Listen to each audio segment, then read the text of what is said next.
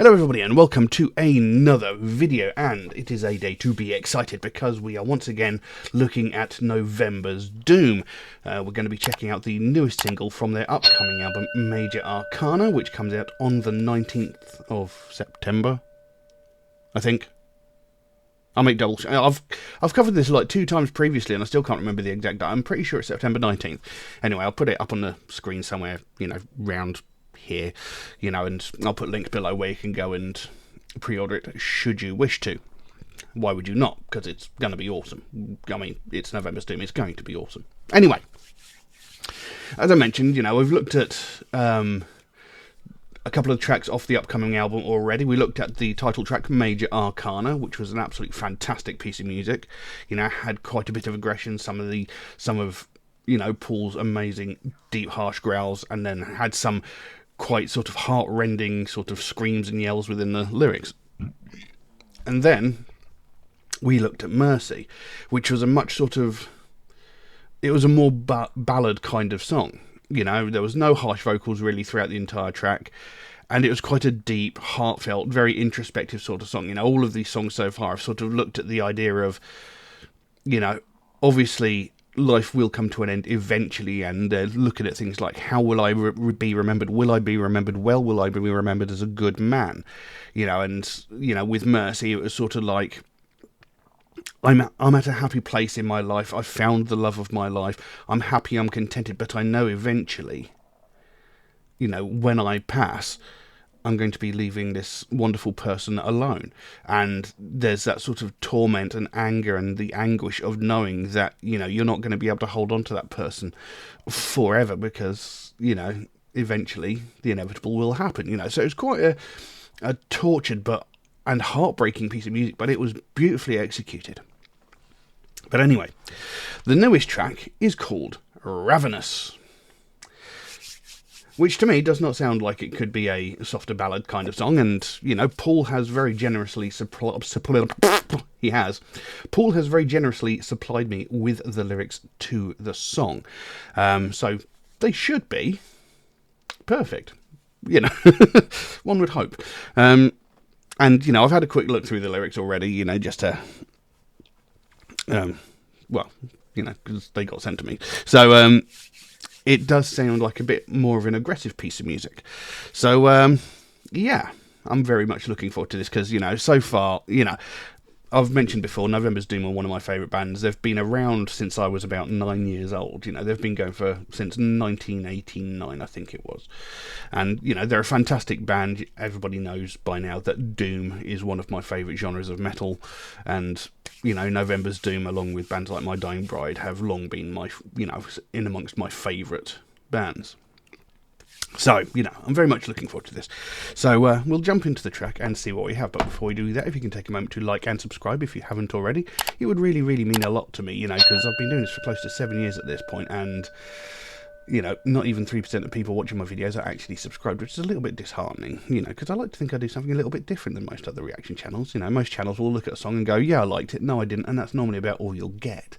I like to dive into the song. I want to react to the actual song, I want to discuss the themes and the stories and the morals within the piece of music.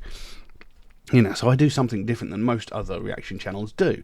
And, I thought that might be something people might enjoy. So, anyway, so if you could like and subscribe, it'd really mean the world to me. It doesn't cost you anything, it takes a fraction of a second, but it does make the biggest difference to me and to the channel.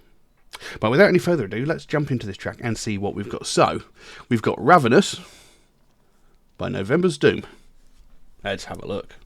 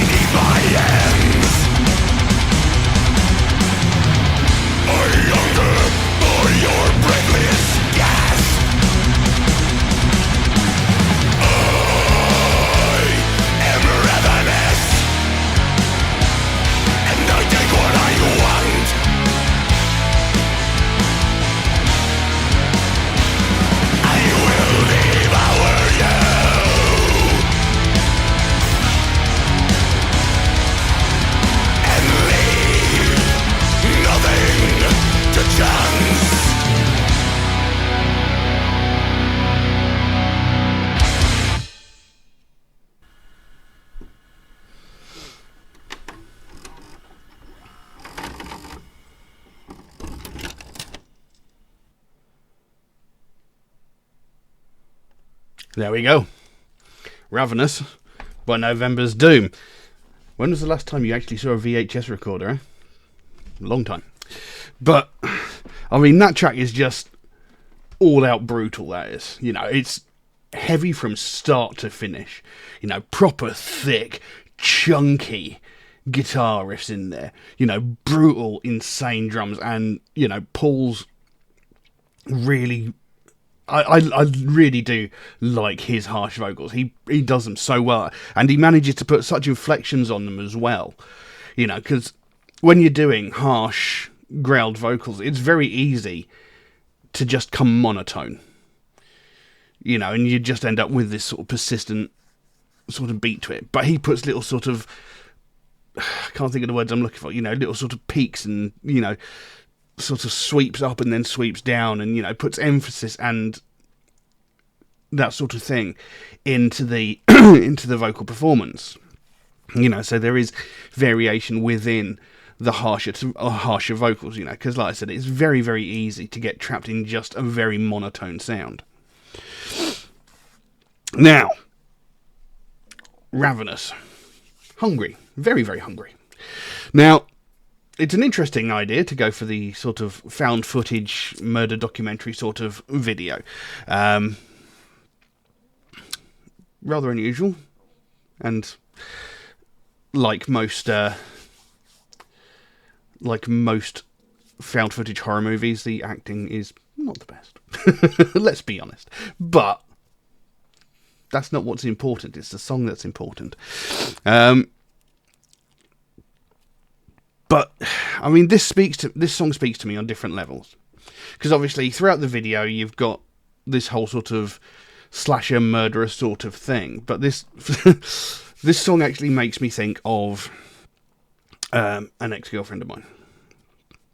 Now, I've mentioned before about a specific ex-girlfriend of mine who was violent, abusive, a very, very unpleasant person. You know, she used to beat the living crap out of me. You know, she'd kick me out of the house and lock me out of the house, you know, at midnight, and I'd be sitting outside in the pissing rain all night until she came to her senses. You know, I used to go into work covered in bruises and bites and shit like that, and not the good kind. You know, she used to beat the living shit out of me, basically, and basically she would try and manipulate and use, you know, me in that sort of way. You know, if I went and did something, you know, she'd threaten to throw herself out of windows and that sort of thing. You know, it was a very, very toxic relationship, and, you know, I've mentioned before, this ended up with her actually breaking my jaw and, you know, strangling me and almost, you know, trying to kill me, basically.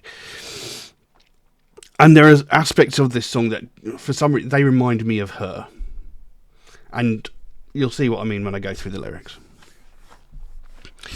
Because, like I said, there is aspects of it. You can just think of it as a sort of serial killer, a sort of horrible person looking to destroy and ravage people. But ravage? That's not the word I was looking for, I don't think. But anyway, you know, it also takes on the idea of a sort of toxic relationship, someone who will manipulate you and twist your words and, you know, abuse you for their own pleasure, essentially. So it goes, though. I tripped over on the first word. Let's try this again. Thine eyes, like stars, reflect the heat I crave. Hour dark, I need to drink beneath your light. Excuse me.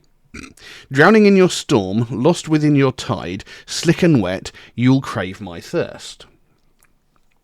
So, thine eyes like stars reflect the heat that I crave. That instantly, for me, suggests, you know, your eyes like stars, so they're bright, hopeful, that sort of thing, reflect the heat that I crave. Now, there is this kind of person who exists, and Lord knows why they exist, that are just hell-bent on trying to make people miserable. You know, they don't want to see other people happy, so they see someone who is in a great place, who is in a happy mood, and they will go out of their way to try and break them down. Sort of like, I don't want you to be this happy, you know. Thine eyes like stars reflect the heat that I crave. I want to take that joy from you. I want to feel that joy that you're feeling, but I want to take it away from you. And Our dark, I need to drink beneath your light. Again, that sounds like I want to drain you of that light, that joy, that happiness. That's what it sounds like to me, at least. Drowning in your storm, lost within your tide. That sounds like the sort of turmoil that you're creating within the person. There's, like I said, there's that person who, for some twisted reason, wants to break you down, who wants to destroy you. And drowning in your storm, lost within your tide, it's sort of like they are sort of relishing the torment that you're going through. Your storm, it's sort of the inner conflict, the torment, the turmoil that you're feeling, and they are loving every minute of it. They are relishing your struggle and your suffering. Slick and wet, you'll crave my thirst. So again, this sort of brings me back to that sort of abusive relationship side of thing, because it's not something you can really explain to someone. It's very difficult. I know I've mentioned this before, like, you're in this sort of relationship, you're in this, whether it could be a friendship, it could be a romantic relationship, but like I said, this song, for some reason, it just conjures memories of the ex I had. And, they were persistently abusive. Like I said, I was going in with like big, deep bites in my skin. I was going in with split lips. I was getting bruised everywhere. I was getting emotional manipulation thrown at me every day. Like I'd go to work in the morning, and they'd be like, "You need to come back home." Why? Because I'm going to throw myself out of a window. They weren't going to, but they wanted to torment me in that thing. But the thing is, even though I knew what they were doing was horrible, I knew what they were doing was cruel and abusive, there's still this weird sort of draw to them. It's something you often see in people who suffer with domestic violence. Like, statistically, women more often than not suffer domestic abuse than men, but it does go both ways. But there, you see these women that, they get beaten by their husbands and things like that. And people turn around to them and go, "Why don't you just leave? Why don't you run away? Why don't you escape?" And they'll turn around and say something like, "But I know he loves me, really." There's this weird draw, and that seems to be what, slick and wet, you'll crave my thirst. It sort of suggests that there's this weird thing that makes it's something that's very difficult to explain unless you've actually been through it. As abusive and vile and gross as these people are, there's still a part of you that thinks, but they used to be such a good person. They used to be such a sweet and lovely person. And, I fell in love with that person. And, occasionally they can be nice. And I do still love them, even though they keep doing these horrible things to me. So it's not so much that you're craving them to treat you badly, but you just want the person that you initially fell in love with or became friends with to come back. It's very difficult to explain. My heart beat wild for your taste. I love your pulse beneath my hands. I hunger for your breathless gasp. So this leans harder into the sort of serial killer vibe that they went through with the video. But again, this actually speaks directly to me with my experience with an ex-girlfriend. My heart beats wild for your taste. This is, from the perspective of the abuser here. I'm excited to do these things to you.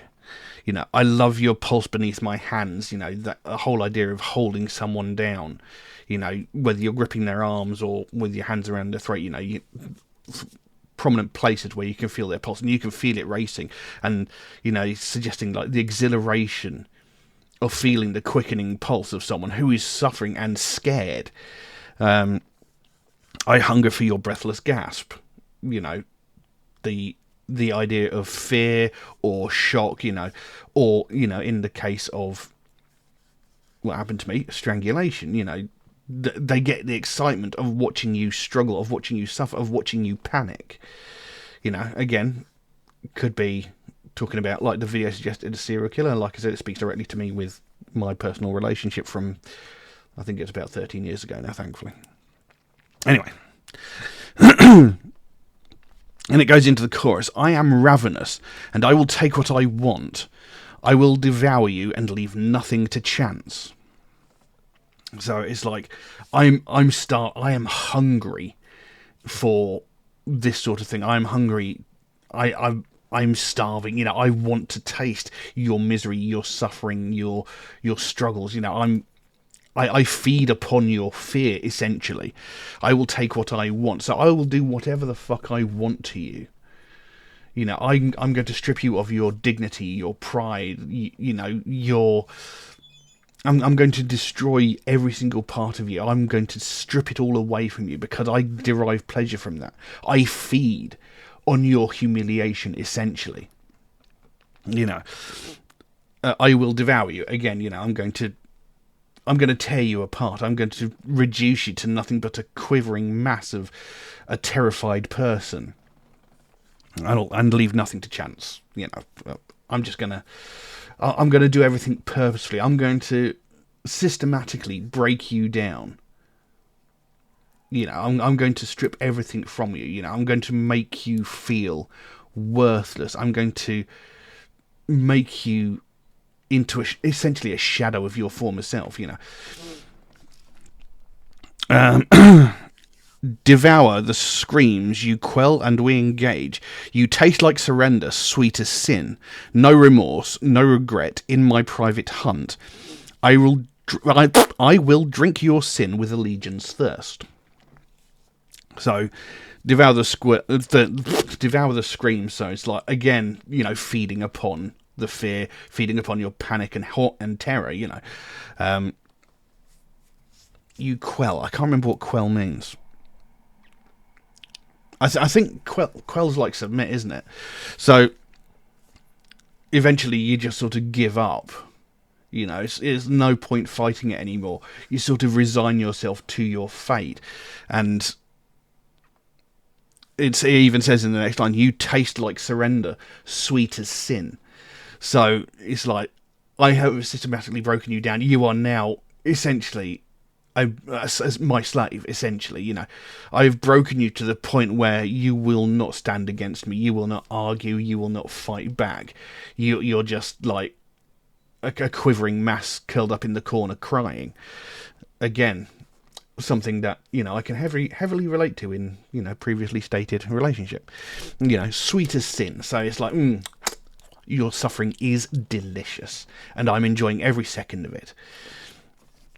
No remorse, no regret in my private hunt. So again, you know, I don't feel bad about doing this at all. I'm deriving so much joy and excitement from it.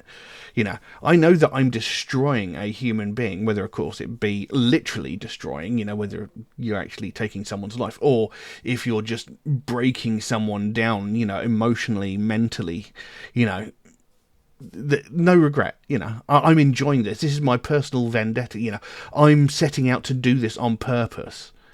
And I'm enjoying every minute of it. And, you know, I'm going to sleep perfectly fine knowing what I've done. I don't care. You know, you might be sitting there fearing for your life in your own little space. But, you know, I'm going to go to bed at night and I'm going to be perfectly happy and fine. I will drink your sin with a legion's thirst. So, you know, a legion's thirst, that's like saying, you know, I will imbibe this as much as possible. I will drink until the world ends, essentially. You know, I will never grow tired of the enjoyment I get from this, you know. Drinking with, you know, a legion's thirst. Obviously, a legion is a huge group of people, so they are going to be very, very, very, very, very, very thirsty, you know. So there is going to be, they're going to be drinking a lot. So he's basically saying, you know, I'm going to drink endlessly. I'm going to draw this from you non-stop. You know, I'm going to keep feeding on you until there's nothing of you left. Then it goes back into that, my heart beats wild for your taste. I love your pulse beneath my hands. I hunger for your breathless gasp. I am ravenous, and I will take what I want. I will devour you and leave nothing to chance. This is a gnashing maw to meet your soul in dark embrace. I dream of tasting every fear to drown in your fall.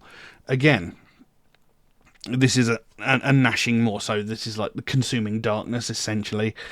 To meet your soul in dark embrace, I dream of tasting every fear. Again, this is the whole... I'm deriving so much enjoyment from watching you suffer. You know, to drown in your fall. You know, I'm relishing every moment of torment and torture I am putting you through. And, you know, it's like that phrase, this is the sort of thing that gets me out of bed in the morning. You know, they're like, they know what they're doing. They know that they're being cruel. They know that they're being manipulative. And, you know, they know that what they're doing is cruel, but they don't care. Because they get so much pleasure and enjoyment from it. And, you know, they don't care who they break down. They don't care what they do to you. So long as they get what they want from it. And, you know, it's a pattern that will carry on through life. You know, they'll keep doing it and keep doing it until they push someone too far or they go too far themselves. And then, you know, terrible things. Well, not necessarily terrible if you think about it, because... No, the thing is, I don't wish ill on anybody. You know, even this ex that, you know, did such cruel and horrendous things to me. You know, I don't wish any cruel intent on her, because I'm a better person than that. You know, I'm not one to seek revenge. I'm not one to do that to people. You know, so just so long she stays the fuck away from me.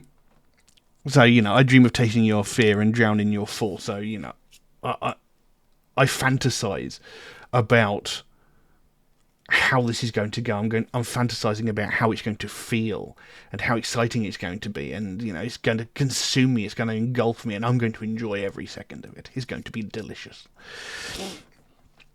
A piercing gaze and needles bites, O fair temptress, bound in twilight. No remorse, no regret, in my private hunt. I will drink your sin with allegiance thirst. So a piercing gaze, a needle's bite. You know, that could actually mean something else there.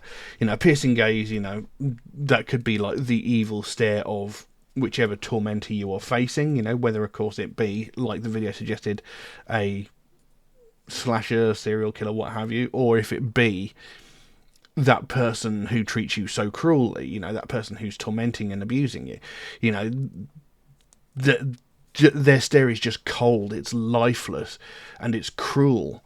A needle's bite, that could be, you know, them, that could be a sort of suggestion of them,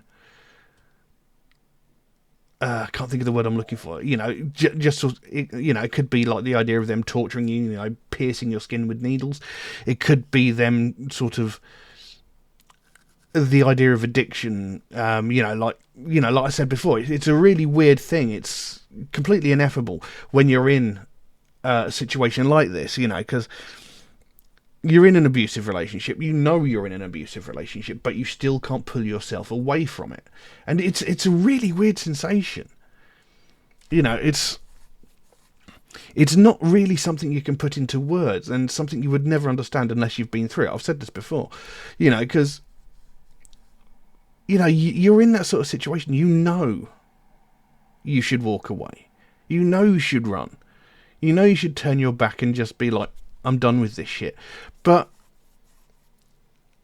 there is always that part of you that's like, but I loved this person. They might have treated me horribly, but I loved this person. And it's almost like an addiction, you know, and it says there, a needle's bite. That could be a reference to that, you know, the whole idea of, I want to get away with it, away from it. I know it's bad, but I can't help myself. And the same thing goes with like addiction to drugs, you know, like heroin or stuff like that. You know, I'm sure the people who take it, I wouldn't know personally, but I'm sure the people who take it know that it is a bad thing. You know, they might enjoy it in the moment when they're doing it, but I'm sure, you know, on some level they're sitting there going, this is a bad thing. But they're addicted to it. They can't get away from it. So, anyway. O fair temptress, bound in twilight. So, again, the idea of, someone you considered beautiful, someone that you actually loved and cared about, bound in twilight, they're engulfed in darkness. When you first met that person, they were beautiful, they were lovely, they were sweet, they were kind, they were fun to be around. But eventually all that dark sort of seeped out and surrounded them and shrouded them, and, they showed their true self eventually, so fair temptress bounded. And then it goes back into that no remorse, no regret, in my private hunt, I will drink your sin with allegiance thirst. My heart beats wild for your taste. I love your pulse beneath my grasp. I hunger for your breathless gasp. I read that wrong. And then into that chorus, I am ravenous, and I will take what I want. I will devour you, and leave nothing to chance. So there you go. So it seems to be, like I say, it could look at it from the way the video portrayed it as a sort of serial killer. It could be a toxic, violent relationship. It could be, it could be a number of different things, but when I initially read those lyrics, it immediately took my mind to that ex-girlfriend of mine. And she, a lot of people say, my ex was fucking crazy. I can say that with actual evidence to back it up, because she was fucking crazy. I mean, she tried to kill me. She's the one who made me homeless as well. She like I said, she broke my jaw. She strangled. I still actually have trouble swallowing these to this day. This is some 13 years after she'd done it, because when she strangled me, I had finger marks around my neck for like at least a month after she'd done that. Anyway, I don't want to get back into that. So this is one of those tracks that could speak to you on so many different levels. It could be just a serial killer, like I said. It could be a toxic relationship. It could even be, could even possibly be your perception of yourself. You might hate yourself, and you might think of yourself this way. You might think of yourself as a horrible person. You might not be. I hope you don't, because everybody is, well, I'd like to think everybody is nice in their own right. But, it's one of those ones that can be taken from several different perspectives, the way I see it. But it is a great piece of music. It's when you look at what we've checked out by November's Doom so far for this album, we've had Major Arcana, and it had its deep growls in it, it had its clean vocals, and then it had its sort of vocal fry sort of vocals in the middle, and then you had like Mercy. Mercy was a really beautiful, melodic, and dare I say romantic piece of music, and then we jump into this, which was absolutely brutal. The video was great. It had all of the members of the band sort of covered in blood, miming along to the words, and out in the field chasing each other with knives and what have you, having a bit of fun. But the video was brutal. It was very different from what we've seen so far with this album, and I can't remember what the videos were like for Nephilim Grove. It's been a while, but anyway, it was great. It was heavy. It was chunky. Very, very catchy. That chorus is still ringing around my head. I am ravenous and I will take what I want. I will devour you. Still buzzing around in there whilst I'm talking. It's a great piece of music. I really like it. Really, really heavy. Really chunky. And I'm really looking forward to the album coming out. Like I said, I think it's September 19th. I'll double check and put it up on screen, around here. And I'll put links below to where you can go and pre-order it. Why would you not want to? I mean, it's going to be an excellent album. So, yeah. I don't know what else I can say on that, because it is, it's a brilliant song, and I can keep going over and repeating myself, but that's just pointless. It's just a great piece of music. Really good, really heavy. And it's nice to get that sort of variation, give you an idea of what the album's going to be like. You've got Major Arcana, which demonstrates, the heavy vocals and the clean vocals. Then you've got Mercy, which is entirely clean, soft, beautiful, romantic. And then you've got Ravenous, which is brutal, in your face, and, violent, essentially. So, yeah. I don't know what else I can say on that, so I will leave that as it is. Now, if you enjoyed this video, please consider giving it a like or a subscribe if you haven't already. It would really, really help me out. Because, I've been doing this for about 7 years at this point, and not even 3% of people watching my videos are actually subscribed, which is a little bit disheartening, because I like to think I do something a little bit different than most other reactors. Most reactors will look at a video and go, yes, I liked it, no, I didn't, oh, and that's about all you'll get. I like to actually react to the song. I want to explore the themes, the stories, and the morals within a piece of music. Have a discussion about what the song means. Because, you know, more often than not, that sort of thing gets overlooked. You know, there's this whole stigma around heavy metal with the idea that it's all violence, murder, sacrifice, you know. And that's just simply not true. You know, of the near 900 videos I've looked at on this channel, a lot of them have been about real world things, you know, whether it be domestic abuse or homelessness or depression, anxiety, you know, these sorts of things. You know, a lot of the songs I've looked at have spoken about these things. You know, these are subjects that are often considered taboo and not really spoken about, but they're subjects that need to be spoken about. And you don't really get that very much in things like popular music. You might occasionally, but not really. You know, so I want to banish this misconception that heavy metal is all about murder, violence, and aggression. You know, because, I mean, even like the video I looked at today, you know, is talking about abusive relationships, whether it be like a friendship or a romantic relationship, you know, or, you know, it could be talking about a serial killer as well. We don't know. But there is that aspect to it where it can be taken and applied to a real world situation. And that's why I want to have this sort of conversation. I want to have that discussion. What does the song mean to you? What does the song mean to me? How does it vary between the two of us, you know? What do you think it means? How does it speak to you? Because like I said with this video we just looked at, it spoke to me on a personal level, to a personal experience I had. You know, and it reminded me very, very strongly of that when I read through the lyrics. You know, it's the first thing that came to mind.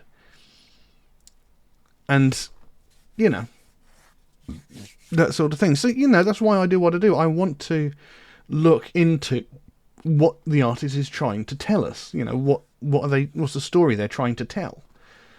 And, you know, I want to investigate that. I want to react to that, not just listen to it and go, yeah, I like it. You know, so that's why I do what I do, and that's why I do it the way I do it. You know, so if it interests you, if you enjoyed it, please consider giving it a like or a subscribe if you haven't already. You know, it really, really mean the world to me. It doesn't cost you anything. It takes a fraction of a second, but it does make the biggest difference to me and to the channel. But that's about all I've got for you for this video. Thank you all very, very much for watching, and I will see you again soon. Bye-bye.